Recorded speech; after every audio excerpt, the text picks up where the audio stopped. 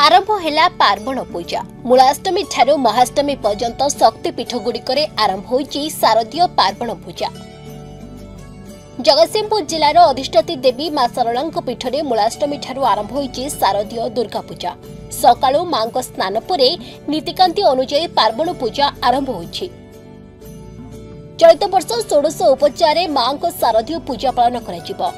प्रत्येक दिन वैदिक ब्राह्मण मानक द्वारा चंडीपाठ सहित होमयज्ञ अनुष्ठित हेबो। संध्यारे मां को आलती सहित विभिन्न बेशरे सज्जित हुई श्रद्धालु मानक दर्शन देवे मां। राति 10टा समय मां को सुनावेश कराजिबो। मूलाष्टमी ठारू महाष्टमी पर्यंत 17 दिन व्यापी मां को 16 उपचारे पूजा कराजिबो। मां को सकाळ स्नान परे सूर्य पूजा, गो पूजा, चंडी पाठ, सकाळ आलती, मध्याह्न नीति सहित समस्त नीतिकांति अनुसार पूजार्चना कराजिबो। आगरु महाष्टमी दिन महिषी बलि दिया जाउथला। बलि प्रथा बंद हेबा परे मां को निकटरे 108 प्रकारर सुस्वादु पिठा मिठा भोग लागि करा जाय। महाष्टमी रे सबुठु बड़ भोग हेउछि मांकर मंडा भोग। ए मंडा गुडिक 1 किलो ओजन होइथाय। याको पाइबा पई श्रद्धालु मानक भितरे प्रबल उत्साह देखिबाको मिलिथाय। शारदीय दुर्गा पूजा पाई चलचंचल होई पड़िछि झंकड़ सारला पीठ। प्रबल जनसमागम को दृष्टि रखी जिलापाल प्रशासन पक्षर शांति श्रृंखला सहित श्रद्धालु माने मां को दर्शन करबा पाई समस्त प्रकार व्यवस्था करि जायछि। मु सुदामचरण राउल सारला मंदिर सेवक।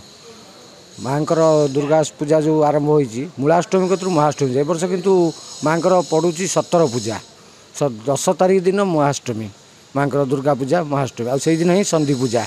14 पूजा मांकर होउछि विधि तिथि नक्षत्र अनुसार किंतु 17 दिन पड़ी मांकर दुर्गा पूजा। किंतु ए पूजार जेकोसी लोक जहाँ मानसिक करती तार सिद्धि हुए। तेणु पार्वण जी माँ को टे दर्शन करी लक्ष लोक माँ कतिरे भिड़ होती। माँ भोग है पहली भोग है पार्वण में मंडा भोग। ये मंडा भोगटा ये पार्वण ही दुर्गा पूजा समय 17 दिन जाक माँ कतिरे सबुदिन 8 केजी रु 10 केजी पर्यंत जोड़े मंडा भोग माँ नीति रे हुए। तापर आउ अन्य भोग सब कोठ भोग अच्छी माँ सबुदिन दिन में 4टा बेलू मंदिर खोले 7टा बेलू माँ मार्जना हुए। तापर प्रथम धूप तापर दीपर धूप तापर चंडी धूप रातिर बड़ सिंगार अच्छी सुनावेश अच्छी महिषा मर्दिनी वेश षष्ठी सप्तमी अष्टमी अच्छी। ये पार्वण पूजार लक्ष लक्ष भक्त माँ को दर्शन करने आसती। जय माँ सारला। ये जो दुर्गा पूजा पड़ुची ये आपको 16 पूजा समस्ते कहती किंतु केबे तिथि अनुसार तिथि क्षय हेले 14 दिन पड़े आ तिथि वृद्धि हेले 17 दिन पर्यंत पड़े। पुणी जेबे आश्विन दोमासी पड़े से 45 दिन पर्यंत पड़े।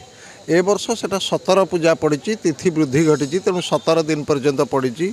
मूलाष्टमी ठार महाष्टमी दूरता 17 दिन।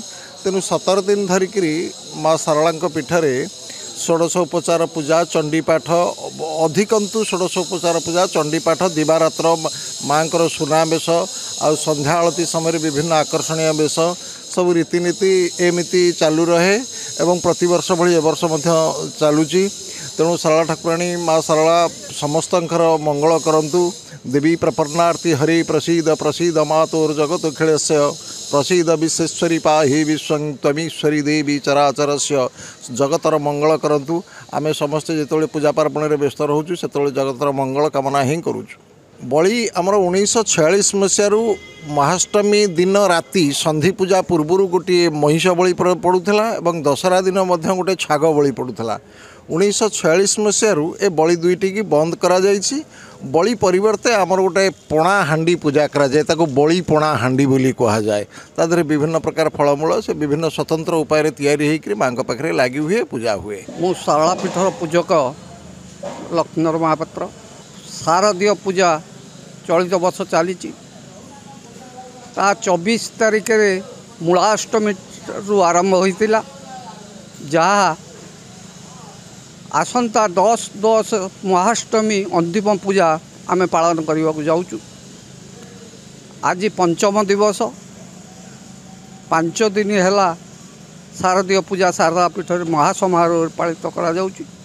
आमे प्रातः कालू भोर 4टारे माँ को पड़ खोलला माँ को मार्जना करी महिषामर्दिनी भेष सज्जित करा जाए एवं तापरे सूर्य पूजा चंडी पाठ पांजिका पाठ कलापर यज्ञशाला रे चंडी पाठ होम करा जाए एवं दिवा 12 घटिका समय रे माँ को षोडशोपचार पूजा रे पूजा करा जाए एवं 2 घटिका दिवसर पहड़ पकईला परे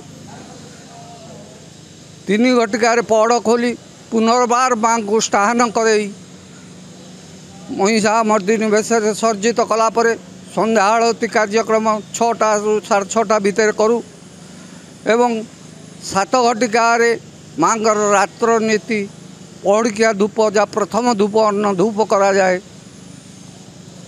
8 घटिका रात्र एवं 8:30 माँ को बड़ सिंगार करी पूर्ण मार्जना करी पुणी स्वर्ण सज्जित महिषामर्दिनी भेष सज्जित कलापर रात्र 10 घटिका रात्र काल जो षोडशोपचार पूजा करा जाए दैनंदिन एवं अनेक दूर दूरांतरू से अति दुर्लभ भेष को देखापी दूर दूरांतरू हजार हजार संख्यार रात्र काल 10टा ରୁ 11टा भितर महिषामर्दिनी स्वर्ण भेष देखापी अनेक भक्त धाई आसती एवं देखिकी माँ कृपा लाभ करती। तेणु यही परिप्रेक्षी में मु भक्त मान को कहे जो माने ये शक्तिपीठ को न आसी पारुछंती गृह रे नव दिवस ठारू अष्टमी अंतिम पूजा पर्यंत गृह रे कलश बसई पूजा अर्चना करी परिवार मंगल कामना करिले माँ कृपा लाभ कले सपरिवार शांति रे रहिबे। जय माँ शारला जय माँ शारला जय माँ शारला।